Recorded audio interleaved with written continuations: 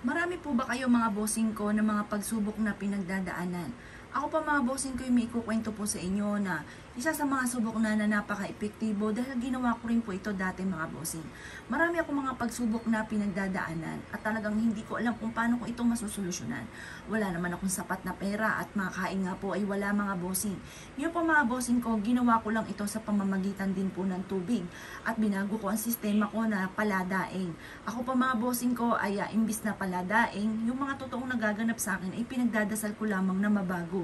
At pagkatapos mga bossing ko, nire-reverse ko ang lahat ng aking mga sinasabi. Sabi ko, okay ang lahat, magiging okay ang lahat. Makakamit ko ang lahat ng aking mga pinapangarap at hindi laging ganito ang takbo ng aking pamumuhay. Yan pa mga bossing ko, yung makapangyarihan ng ating salitain, ang ating iniisip at ang ating pandama. Kaya pagaganahin natin ang ating law of attraction. Gawin po natin ito tuwing Tuesday or Friday mga bossing ko. Or kung ikaw ay abala, basta umaga nyo ito gagawin ng mga bandang alas 7 sa may silangan. Kumuha ka mga bossing ko ng isang basong tubig na kagaya po nito na napakalinis. At pagkatapos mga bossing ko ay kumuha po kayo ng mga barya. Ito pa mga bossing ko isa sa mga subok na napakaswerte. Basta ikaw po ay magwi-wish na mula sa puso. Taimtim na panalangin mga bossing ko, walang imposible lalo na kung ikaw ay masipag, matyaga at hindi tumitigil na sumubok sa hamon ng buhay mga bossing, lumaban sa hamon ng buhay. Ngayon po mga bossing, ang gagawin lamang po natin, magwi-wish po tayo. Sabihin po natin, sa pamamagitan ng aking sipag at tiyaga at pananalig sa mahal na Panginoon, ay makakamtan ko ang lahat ng aking mga ninanais.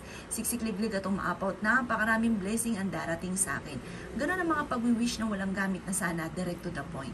Magkakaroon ako araw-araw ng malaking pera at makakabayad na ako sa lahat ng aking mga pagkakautang. Malaki ang benta ko araw-araw. Mananalo na ako ng jackpot. Gagaling na ako sa aking karamdaman at magiging okay na ang lahat. Matitigil ang pagtatalo sa loob ng aming tahanan. Magiging mabait ang aking anak at ganoon din ang aking karelasyon. Magiging smooth ang daloy ng swerte at lalayuan ako ng mga negatibong enerhiya at negatibong tao na may mga masamang intention sa akin. Ganoon ang mga pag-wish na walang gamit na sana, direct to the point. At pagkatapos, ihuhulog niyo po ito sa tubig. Yan pa mga bossing ko, mas mainam, mas maraming barya mga bossing ko ang inyo pong gagamitin.